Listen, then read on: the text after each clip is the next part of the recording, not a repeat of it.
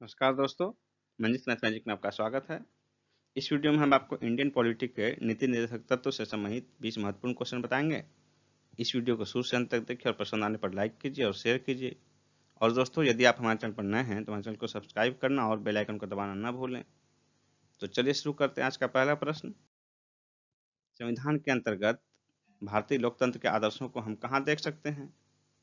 इसका आंसर होगा option D, भाग 4 में। नेक्स्ट है, समान नागरिक संहिता किस राज्य में लागू है? इसका आंसर होगा ऑप्शन सी, गोवा में।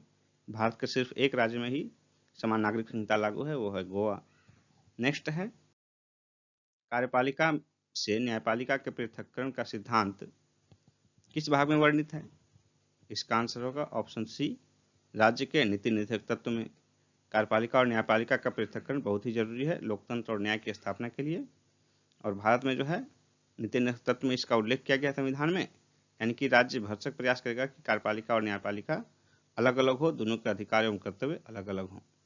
नेक्स्ट क्वेश्चन है, निम्नलिखित में से कौन एक राज्य के नीति निर्देशक सिद्धांतों का उद्देश्य नहीं है? इसका आंसर होगा ऑप्शन सी, एक धार्मिक राज्य की स्थापना करना। बाकी तीन जो है वो नीति निर्देशक सिद्धांत का उद्देश्य है। जैसे कि पहला ऑप्शन है कल्याणकारी राज्य की स्थापना करना, सामाजिक आर्थिक न्याय को सुनिश्चित करना, धर्मनिरपेक्ष राज्य की स्थापना करना। ये तीनों हमारे नीति निर्देशक सिद्धांतों का उद्देश्य है। नेक्स्ट क्वेश्चन है, राज्य के नीति निर्देशक सिद्धांतों को भारतीय संविधान में शामिल किए जाने का उद्देश्य क्या है? इसका आंसर होगा ऑप्शन डी, सामाजिक और आर्थिक लोकतंत्र को स्थापित करना। नेक्स्ट है, संविधान का कौन सा भाग कल्याणकारी राज्य के आदर्शों को घोषित करता है? इसका आंसर जो है हो जाएगा ऑप्शन डी, राज्य के नीति निर्देशक तत्व।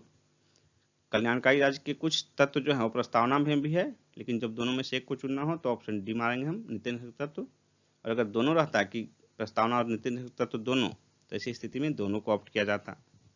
नेक्स्ट क्वेश्चन है, भारतीय संविधान में सम्मिलित नीति निर्देशक तत्वों की प्रेरणा हमें किस संविधान से प्राप्त हुई है? इसका आंसर होगा ऑप्शन डी, आयरलैंड। आयरलैंड के संविधान से लिया गया है नीति निर्देशक तत्व। नेक्स्ट है, नीति निर्देशक सिद्धांत हैं वाद योग्य नहीं, मौलिक अधिकार, इनमें से कोई नहीं। इसका आंसर होगा ऑप्शन बी, वाद योग्य नहीं। नीति निर्देशक तत्व जो है ये राज्य के गाइडलाइंस है, यानी कि इनमें जिन चीज़ों का उल्लेख किया गया है राज्य उन चीज़ों को फुलफिल करने का भरसक प्रयास करेगा, लेकिन कोई भी नागरिक इसके लिए न्यायालय में दावा नहीं कर सकता। नेक्स्ट क्वेश्चन है, भारत के संविधान के अनुसार निम्नलिखित में से कौन सा देश के शासन के लिए आधारभूत है? इसका आंसर होगा ऑप्शन सी, राज्य के नीति निर्देशक तत्व। नेक्स्ट है, निम्नलिखित में से कौन सा राज्य के नीति निर्देशक तत्वों में निहित है?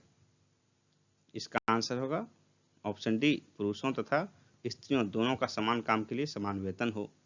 बाकी तीन ऑप्शन जो हैं, अपराधों के लिए दोष सिद्धि के संबंध में संरक्षण, प्राणियों में दैहिक स्वतंत्रता का संरक्षण, अल्पसंख्यक वर्गों के हितों का संरक्षण, ये तीनों जो हैं मूल अधिकार हैं, जबकि समान काम के लिए समान वेतन मूल अधिकार में नहीं, अभी राज्य के नीति निर्देशक तत्वों में है। यानी कि राज्य भरसक प्रयास करेगा कि पुरुष और स्त्री दोनों के लिए समान काम के लिए समान वेतन को लागू कर सके। नेक्स्ट क्वेश्चन है, राज्य के नीति निर्देशक सिद्धांतों के निम्नलिखित अनुच्छेदों में से कौन सा अंतर्राष्ट्रीय शांति एवं सुरक्षा के संवर्धन से संबंधित है? इसका आंसर होगा ऑप्शन ए, अनुच्छेद 51। नेक्स्ट है, भारत के संविधान में अंतर्राष्ट्रीय शांति एवं सुरक्षा की अभिवृद्धि का कहाँ उल्लेख किया गया है? इसका आंसर होगा ऑप्शन बी, राज्य के नीति के निर्देशक तत्व में। नेक्स्ट है, संविधान के किस अनुच्छेद के द्वारा उद्योग के प्रबंधन में कर्मकारों की भागीदारी का प्रावधान किया गया है? इसका आंसर होगा ऑप्शन बी, अनुच्छेद 43A। नेक्स्ट है, निम्नलिखित में से कौन संविधान के 42वें संशोधन द्वारा नीति निर्देशक तत्वों में नहीं जोड़ा गया है? इसका आंसर होगा ऑप्शन सी, समान आचार संहिता। बाकी तीन जो हैं वो संविधान में जो है नीति निर्देशक तत्वों में 42वें संविधान संशोधन में जोड़ा गया है। नेक्स्ट क्वेश्चन है, निम्न में से कौन एक राज्य के नीति निर्देशक तत्व नहीं है? इसका आंसर होगा ऑप्शन डी, 14 वर्ष की आयु तक के बच्चों को निःशुल्क शिक्षा, ये जो है नीति निर्देशक तत्व नहीं बल्कि मूल अधिकार में शामिल कर लिया गया है संविधान संशोधन के द्वारा। बाकी 3 जो है मद्य निषेध, गौ संरक्षण, पर्यावरण संरक्षण, ये तीनों राज्य के नीति निर्देशक सिद्धांतों में शामिल हैं। नेक्स्ट क्वेश्चन है, राज्य के नीति निर्देशक सिद्धांत किस प्रकार मौलिक अधिकारों से भिन्न है? इसका आंसर होगा ऑप्शन सी, नीति निर्देशक सिद्धांत जो है वो प्रवर्तनीय नहीं है, जबकि मौलिक अधिकार न्यायालय में प्रवर्तनीय है। यानी कि मौलिक अधिकारों के लिए न्यायालय में दावा किया जा सकता है, वाद किया जा सकता है, लेकिन नीति निर्देशक तत्वों के लिए न्यायालय में कोई वाद नहीं किया जा सकता है। नेक्स्ट क्वेश्चन है, राज्य के नीति निर्देशक तत्वों में निम्न में से किसके बारे में संविधान शांत है? इसका आंसर होगा ऑप्शन ए, प्रौढ़ शिक्षा। यानी कि नीति निर्देशक तत्वों में प्रौढ़ शिक्षा का कोई उल्लेख नहीं किया गया है। बाकी जो 3 ऑप्शन है ये सभी राज्य के नीति निर्देशक सिद्धांतों में शामिल हैं। नेक्स्ट है, निम्नलिखित में से कौन सा एक राज्य के नीति निर्देशक सिद्धांत संविधान में बाद में जोड़ा गया? इसका आंसर होगा ऑप्शन सी, मुफ्त कानूनी सलाह। नेक्स्ट क्वेश्चन है, निम्नलिखित में से कौन एक राज्य के नीति निर्देशक तत्वों में नहीं है? इसका आंसर होगा ऑप्शन सी, अस्पृश्यता उन्मूलन। ये जो है अस्पृश्यता उन्मूलन संविधान में नीति निर्देशक तत्व नहीं बल्कि मूल अधिकार में शामिल किया गया है। बाकी 3 ऑप्शन नीति निर्देशक तत्वों में शामिल हैं। नेक्स्ट क्वेश्चन है, राज्य के नीति निर्देशक सिद्धांत ऐसा चेक है जो बैंक की सुविधा अनुसार अदा किया जाता है, किसने कहा था? इसका आंसर होगा ऑप्शन डी, केटी शाह।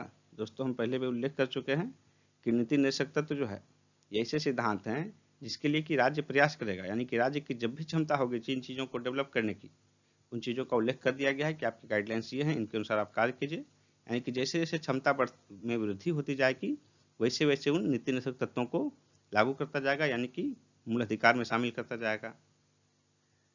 दोस्तों इस प्रकार 20 क्वेश्चन का हमारा यह सेट यहीं समाप्त होता है। इस 20 क्वेश्चन में से आपका कितना स्कोर आया इससे कमेंट करके हमें जरूर अवगत कराएं। और दोस्तों यदि यह वीडियो आपको पसंद आया हो तो इसे लाइक कीजिए और अधिक से अधिक शेयर कीजिए। हमारा अगला वीडियो देखना नहीं भूलिएगा। धन्यवाद।